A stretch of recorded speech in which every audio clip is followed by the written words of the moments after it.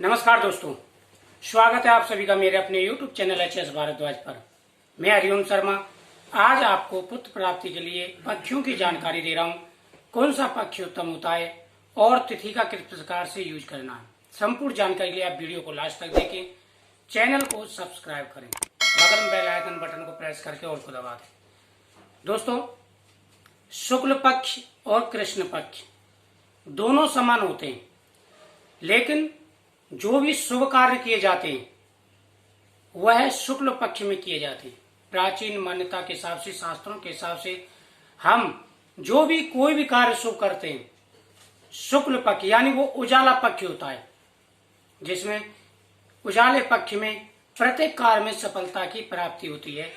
ये प्राचीन मान्यता है और जो भी कार्य करते हैं शुक्ल पक्ष में ही करते हैं। लेकिन पुत्र प्राप्ति के लिए आपको ऐसी कोई भी धारणा में जाने की आवश्यकता नहीं है। हाँ, यह है कि अगर आपका मन नहीं मानता तो आप शुक्ल पक्ष का ज्यादा यूज कर सकते हैं, लेकिन शुक्ल पक्ष हो या कृष्ण पक्ष, दोनों का समान असर होता है। सबसे जो मेन चीज होती है वो होती है समडेटों की, जो मैंने पहले प्रत्येक वीडियो में आपको बताता हूं। आप जब भी ट्राई करें, कोशिश करें तो ये देख लें कि उस दिन सम है, उस दिन तिथि सम है और तिथि कब से कब तक चलेगी। इस चीज का आपको विशेष ध्यान रखना है। काफी कमेंट मेरे पास आते पूछ ले कि शुक्ल पक्ष अच्छा है या कृष्ण पक्ष अच्छा है।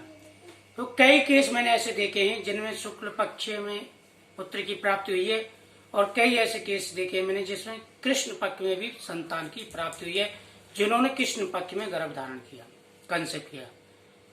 अब आपको एक चीज का ध्यान रखना है कि मानो आपने दिन का काउंट किया, दिन का काउंट आपने कर लिया कि समय है, जैसे 8वां दिन है, 10वां दिन है, 11वां दिन है, और उस दिन सुबह के समय सम तिथि लगी हुई है और दोपहर तक सम तिथि लगी हुई है, उसके बाद में विषम तिथि लग गई है, तो उसको आपको यूज नहीं करना है।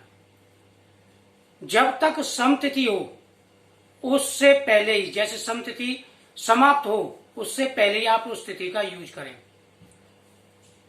ऐसा ना करें कि सुबह या 12 बजे तक सम तिथि लगी हुई है, उसके बाद में रात्रि में विषम तिथि है और आपने कहा तो सुबह तो सम थी, दिन भी अच्छा है और आपने कंसेप्ट धारण कर लिया। ऐसे आपको प्रॉब्लम आ सकती है। आपको ये देखना है कि तिथि सम कब से कब तक चलेगी। तिथि का बड़ा महत्व होता है। मावस से पहले की जो चतुर्दशी होती है उसको आप बिल्कुल यूज ना करें, यह मैंने पहले ही बताया था।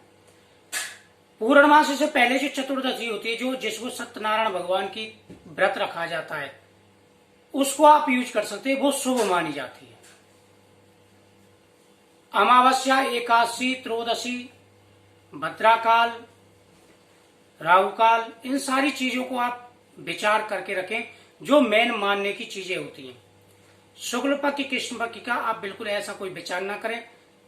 और अगर आपके मन में विचार आता है तो आप जैसे विचार आता है शुक्ल पक्ष का, तो आप शुक्ल पक्ष में ही ट्राई कर सकते हैं, वो आपके ऊपर है। दूसरा कि मानो सुबह के समय विषम तिथि लग रही है 12 बजे तक और उसके बाद में सम तिथि चालू हो गई और दिन भी आपका समय, तो रात में वो तिथि ट्राई कर सकते हैं, कोई प्रॉब्लम नहीं है। तो इन सारी चीजों का आपको ध्यान रखना है। और जब भी आपको संतान पुत्र प्राप्ति के लिए विचार करें, बिल्कुल शांत मन से, और उससे पहले आप भगवान की पूजा करें, गोपाल जी की पूजा करें। और गर्भ धारण के बाद में किन किन चीजों का आपको ध्यान रखना है उसको वीडियो में डाल दिया है, उसका लिंक भी आपको डिस्क्रिप्शन बॉक्स में मिल जाएगा, एक बार वो देख लें किन किन चीजों का ध्यान रखना है हष्ट पुष्ट संतान के लिए। तो मुझे उम्मीद है आपको ये जानकारी अच्छी लगी होगी और इस चीज का आप ध्यान रखेंगे। और आपको यही देखना है कि दिन सम हो और तिथि भी सम हो। पुत्र प्राप्ति के विचार के पहले 1 महीने पहले आपको किस चीज का आहार करना है वो वीडियो में आप डालूंगा, उसका नोटिफिकेशन आपके पास पहुंच जाएगा। तो आप जिस प्रकार से मैंने बताया उसी प्रकार से ध्यान रखें। भगवान आपकी मनोकामना पूरी करें। आपके ऊपर कृपा दृष्टि बना रखे। स्वस्थ रहें, सुखी रहें। जय श्री कृष्ण।